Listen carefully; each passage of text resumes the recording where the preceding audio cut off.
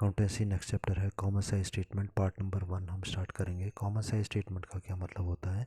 तुलना करने के लिए एक और तरीका हमने अपनाया कॉमन साइज स्टेटमेंट, और इसका मतलब यहाँ पर ये है कि जब हम अपनी कंपनी की तुलना किसी और कंपनी से कर रहे होते हैं, उस टाइम पर हो सकता है कि हमारी कंपनी का आकार थोड़ा हो और दूसरी वाली कंपनी का आकार बहुत बड़ा हो। हमने 10,000 रुपये की कैपिटल या पूंजी लगाई और दूसरी कंपनी जो है उसमें 10 करोड़ रुपए की पूंजी है, तो सीधी सी बात है जिसने पूंजी ज़्यादा लगाई है, ज़्यादा काम है, उनका लाभ भी ज़्यादा होगा और हमारा लाभ कम होगा। ऐसी स्थिति में यदि दो कंपनियों की तुलना करना चाहें कि एक बड़ी कंपनी है एक छोटी कंपनी है, तो वहाँ पर हमारे को क्या करना होगा? दोनों कंपनियों के आकार को कॉमन मतलब एक समान करना होगा, सामान्य करना होगा। तो उसके लिए कॉमन साइज स्टेटमेंट जो है वो अपनाई जाती है। अब इसके उद्देश्य की हम बात करें, पहला दिया गया पर्पस, इसके सामान्य आकार के विवरणों के उद्देश्य या उपयोगिता। पहला पॉइंट है विभिन्न मदों में परिवर्तनों को प्रदर्शित करना। यहाँ पर भी पिछले कंपैरेटिव स्टेटमेंट की तरह ही हम लोग क्या करते हैं, जो परिवर्तन हुआ है उसको चेक करते हैं कि कितना परिवर्तन हुआ पिछले साल के मुकाबले में। ठीक है। दूसरा, संबंध स्थापित करना, एस्टेब्लिशिंग ए रिलेशनशिप। हम लोग यहाँ पर क्या करते हैं, टोटल एसेट के साथ हर एसेट का संबंध स्थापित करते हैं, टोटल लाइबिलिटी के साथ हर लाइबिलिटी का संबंध स्थापित करते हैं, और प्रॉफिट एंड लॉस अकाउंट में जितनी आइटम होती हैं उन सबको सेल के साथ संबंध स्थापित करते हैं। थर्ड पॉइंट है तुलना के लिए सामान्य आधार देना, क्योंकि हमने दो कंपनियां हैं और दोनों कंपनियों का आधार कॉमन कर दिया, सेम कर दिया, सामान्य कर दिया कि भाई दोनों की टोटल एसेट 100 है। चौथा पॉइंट दिया गया फर्म की तरक्की के बारे में जानना कि हमारी फर्म कितनी तरक्की कर रही है। मान लो पिछले साल की फ़िगर हमने ली, इस साल की फ़िगर हमने ली, ठीक है, तो अब हम ये देख रहे हैं कि पिछले साल के मुकाबले में क्या हमारी फर्म ने कुछ इम्प्रूवमेंट की है या नहीं की। फिफ्थ पॉइंट है विभिन्न व्यवसायों की लाभप्रदता का सही आकलन करना, to valuate profitability of various firm. हर एक फर्म जो है उसकी प्रॉफिटेबिलिटी, उसकी लाभप्रदता को पता लगाना कि कितना प्रॉफिट कमा रही है। हमारी फर्म ज़्यादा प्रॉफिट अर्न कर रही है, दूसरी फर्म है, या पिछले साल ज़्यादा प्रॉफिट अर्न किया या इस साल। नेक्स्ट है विभिन्न व्यवसायों की वित्तीय स्थिति का सही आकलन करना, to evaluate the financial position of the various firm. वित्तीय स्थिति, धन की स्थिति, उस कंपनी की एसेट्स बढ़ रही हैं या हमारी एसेट्स बढ़ रही हैं, उस कंपनी की लायबिलिटी कम हो रही है, हमारी कंपनी की लायबिलिटी, ये धन की स्थिति की बात हो गई। सेवेंथ पॉइंट है चाहे फर्मों के आकार में कितना भी अंतर हो, उसको सामान्य आकार में बदल दिया जाता है। Despite of the difference in the size of the firms they are change into the common size. एक बड़ी कंपनी एक छोटी कंपनी, हमने कह दिया कि दोनों की एसेट्स 100%, दोनों की लाइबिलिटी 100%, दोनों की सेल 100%। नेक्स्ट टॉपिक है importance of the common size statement, ये सामान्य आकार के विवरणों का महत्व। पहला पॉइंट दिया गया इससे व्यवसाय की संचालन गतिविधियों के मूल्यांकन में सहायता होती है। It's help in the evolution of the operating activity of the firm. संचालन गतिविधियाँ, बिजनेस को चलाने के लिए जो एक्टिविटीज़ हम करते हैं उसका मूल्यांकन हम करते हैं, क्या हम सही प्रकार से बिजनेस को चला रहे हैं या नहीं चला रहे। सेकंड पॉइंट इसमें विभिन्न फर्मों के लाभ कमाने की क्षमता ज्ञात की जाती है। It provides information regarding profit earning capacity of the different firms. अलग अलग फर्म्स जो है वो कितना प्रॉफिट कमा रही हैं। थर्ड पॉइंट है इससे विभिन्न फर्मों की वित्तीय स्थिति का तुलनात्मक अध्ययन किया जा सकता है। Comparison can be made of the financial position of the different firms. हर एक कंपनी की फाइनेंशियल पोजीशन जो है उसका हम लोग तुलना कर पाते हैं कि उनके पास ज़्यादा एसेट्स हैं या हमारे पास ज़्यादा एसेट्स। फोर्थ पॉइंट है यह संस्थाओं के वित्तीय विश्लेषण में बहुत उपयोगी होता है। These are useful for the financial analysis of the firm. वित्तीय विश्लेषण मतलब वित्तीय आंकड़े हमारे पास जो होते हैं, फाइनेंशियल फिगर्स जो होती हैं, स्पेशली बैलेंस शीट की जो फिगर्स होती हैं, उनका हम विश्लेषण या अध्ययन करते हैं। इसकी कमियों की हम बात करते हैं। पहला, ये दो अवधियों के मध्य हुए परिवर्तनों की व्याख्या नहीं करते। They don't describe the changes between the two periods. दो पीरियड के बीच में जो चेंज हुआ, यहाँ पर हम बात करें बैलेंस शीट, पिछले से बैलेंस शीट और इस बैलेंस शीट के बीच में अगर हमारे एसेट्स में कुछ चेंज हुआ है तो किस कारण से हुआ है वो यहाँ पर हमें नहीं पता चलता। क्षैतिज आधार पर यह केवल संबंध ही प्रकट करते हैं। On horizontal basis only explains the relationship between the two statements. क्षैतिज आधार की बात करें तो हम यहाँ पर बात करेंगे कि जैसे हमने लाइबिलिटीज़ लिख ली, एसेट लिख ली, और यदि ऐसे हम लिखते हैं आमने सामने तो फिर उसमें केवल 1-2 साल की फिगर आ सकती हैं, इस साल की और पिछले साल की, इससे ज़्यादा नहीं हो पाता। थर्ड पॉइंट है किसी मत को कुल राशि का कितना प्रतिशत होना चाहिए या नहीं बताती। What should be the percentage of the total amount, it's not clear. यहाँ पर हमारे को ये बोलता है कि टोटल एसेट का ये वाली मशीन हमारी इतना परसेंट है, पर कितना होना चाहिए इसके बारे में कुछ नहीं बताया जाता। जैसे अगला हमारे को बोला गया क्लोजिंग स्टॉक जो है कुल संपत्ति का कितना होना चाहिए, what percentage of the total asset be the closing stock, it's not mentioned. ठीक है, कि टोटल एसेट में क्लोजिंग स्टॉक कितना परसेंट होना चाहिए, ऐसा कुछ नहीं बताया जाता। ऐसे ही फिफ्थ पॉइंट आ गया लेनदार मतलब क्रेडिटर्स, टोटल लाइबिलिटीज़ का कितना परसेंट होना चाहिए, इसके बारे में भी पहले से कोई स्टैंडर्ड फिक्स नहीं होता। सिक्स पॉइंट है, यदि सिद्धांत और विधियाँ एक समान ना हो तो तुलना नहीं हो सकती। Comparison can't be made if the same methods and the principles are not followed. हम दो कंपनियों की तुलना करने जा रहे हैं, कंपैरिजन करने जा रहे हैं, और दोनों कंपनियों के प्रिंसिपल्स अलग अलग हैं, उनके मेथड्स अलग अलग हैं, उनकी परसेंटेज अलग है कैलकुलेशन करने की, तो उनका कंपैरिजन नहीं हो सकता। तुलना या कंपैरिजन तभी होगा जब दोनों के मेथड्स बिल्कुल एक जैसे होते हैं। नेक्स्ट हेडिंग पर आते हैं, वो है हमारा सामान्य आकार के वित्तीय विवरणों के प्रकार। कितने प्रकार के हमारे होते हैं, types of the comparative common size statements. तो सबसे पहले हमारा आगे सामान्य आकार का स्थिति विवरण या common size balance sheet. Balance sheet के बारे में हम लोग जानते हैं, और दो बैलेंस शीट को कॉमन साइज का बना लिया और उसके बाद में हमने इसको स्टडी करना है। तो इसमें सामान्य आकार की जो बैलेंस शीट है उसका महत्व या significance for the balance sheet, इसके उद्देश्य पूछे जाए, महत्व पूछा जाए, ऑब्जेक्टिव पूछा जाए, सिग्निफिकेंस पूछा जाए, इंपॉर्टेंस पूछा जाए, सेम पॉइंट्स आएंगे। पहला पॉइंट दिया गया, बैलेंस शीट की मदों में होने वाले परिवर्तनों का पता लगाना, to find out the changes in the items of the balance sheet. हमारी बैलेंस शीट में कौन कौन सी आइटम चेंज हुई हैं और किस कारण से हुई हैं उसका हम यहाँ पर पता लगाएंगे। सेकंड है स्थिति विवरण मतलब बैलेंस शीट की आइटम्स की प्रवृत्ति का पता लगाना, to find out the trend of the items of the balance sheet.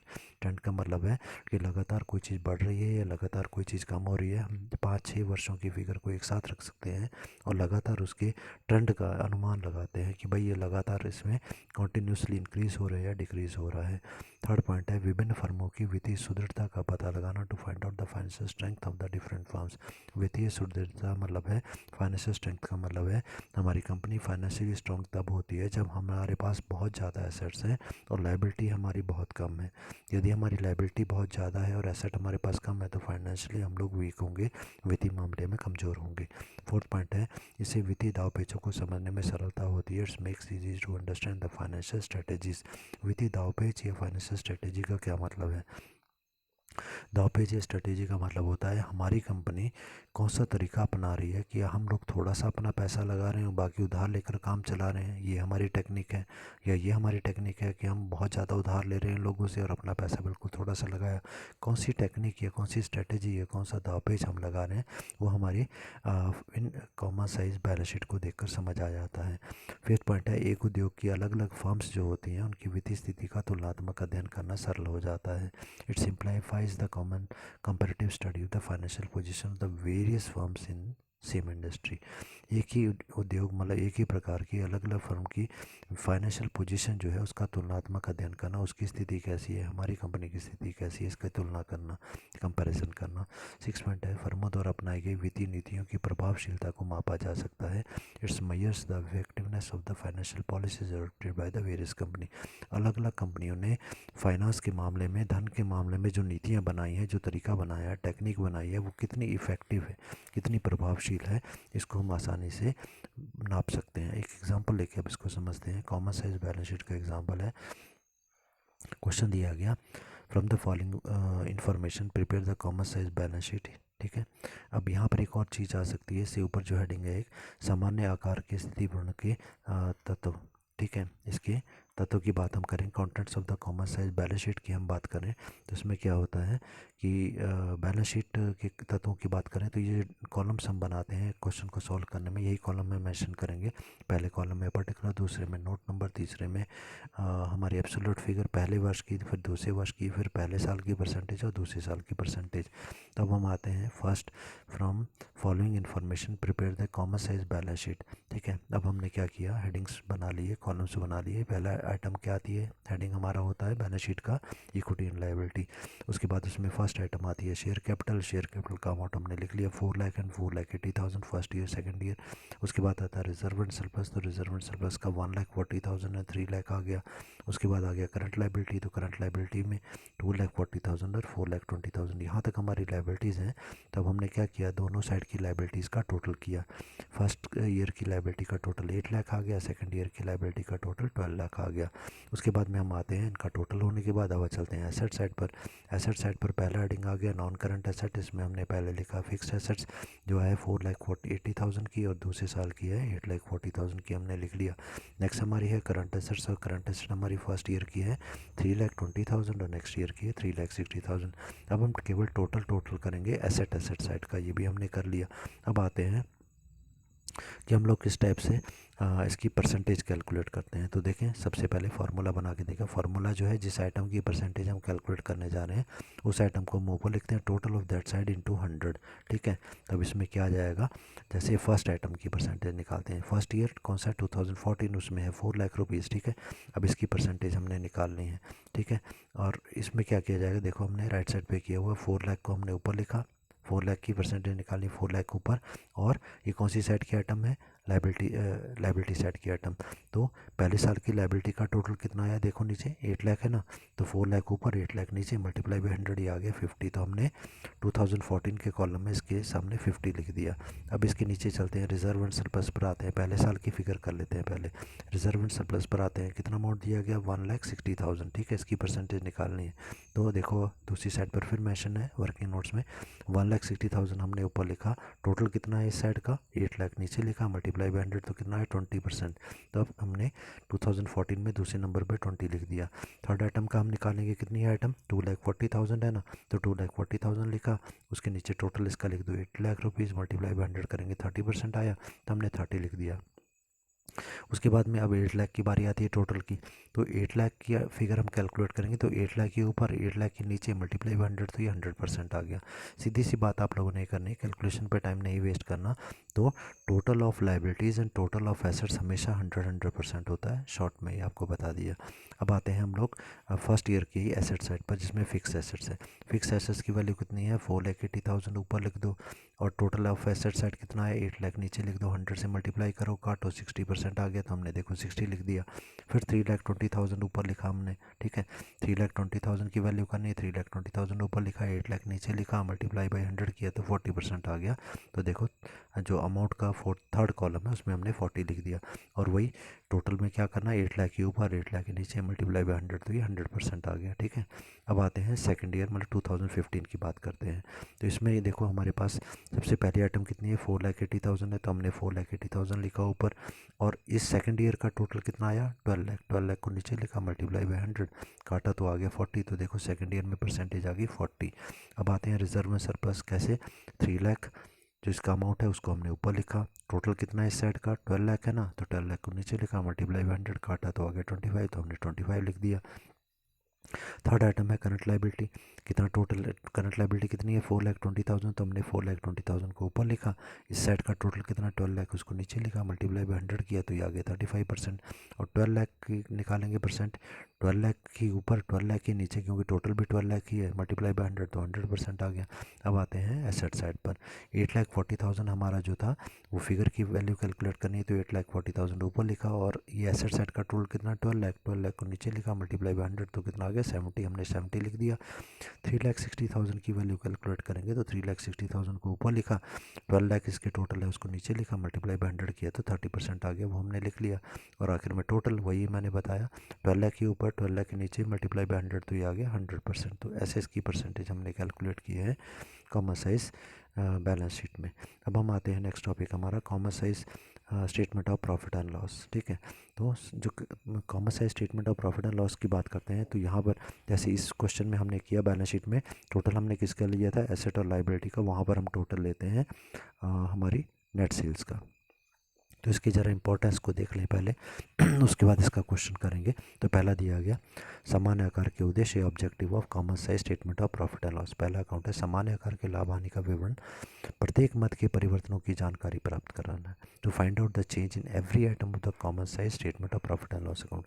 Profit and loss account की हर एक आइटम में क्या क्या चेंज हुआ उसका यहाँ से पता चलता है। सेकंड है आय और व्यय की विभिन्न मदों में होने वाले परिवर्तनों की प्रवृत्ति का अध्ययन करना, to study the changes in the various items of income and expenditure and the trend thereof. आय और व्यय इनकम एक्सपेंडिचर इन दोनों की जितनी भी आइटम है उनमें अगर कोई परिवर्तन हुआ है तो उनकी ट्रेंड उनकी प्रवृत्ति क्या है, वो जो परिवर्तन हो रहा है क्या लगातार एक ही दिशा में हो रहा है, ठीक है, उसको हम ट्रेंड बोलते हैं। थर्ड पॉइंट है एक उद्योग मतलब एक जैसी दो फर्में या अलग अलग फर्में उनके आय विवरण की फिगर्स को एक आकार में हम लाते हैं फिर तुलना करते हैं। ठीक है, एक ही टाइप की फर्म्स हैं, हमने क्या किया उनको एक ही फिगर्स को एक ही आकार में ले आए, एक साइज़ के हमने बना दिया और फिर उनकी आपस में कंपैरिजन किया। फोर्थ पॉइंट है विभिन्न फर्मों की वित्तीय कार्यकुशलता का मूल्यांकन करना संभव होता है to make possible evaluation of the financial efficiency of the various firm. वित्तीय कार्यकुशलता, वित्तीय मतलब धन के मामले में, फाइनेंशियली कार्यकुशलता मतलब एफिशिएंसी के साथ हम अपनी फाइनेंशियल एफिशिएंसी कितने अच्छे तरीके से हम फाइनेंस अपना चला रहे हैं उसकी मूल्यांकन करना कि हम सही प्रकार से चला रहे हैं कि नहीं चला रहे हैं, इवैल्यूएशन होता है मूल्यांकन। फिफ्थ पॉइंट है विभिन्न वर्षों में फर्म की कार्यशीलता का अनुमान लगाना to estimate working efficiency of the firm in different years. कार्यशीलता और एफिशिएंसी का मतलब है कितनी कुशलता के साथ, कुशलता का मतलब यहाँ पर है प्रॉफिट से, हमारा प्रॉफिट ज़्यादा है तो हम कुशलता से काम करें, प्रॉफिट कम है तो कुशलता से काम नहीं कर रहे। ठीक है, तो हम लोग अनुमान लगा पाते हैं कि अलग अलग वर्षों में हमारी कुशलता कितनी थी।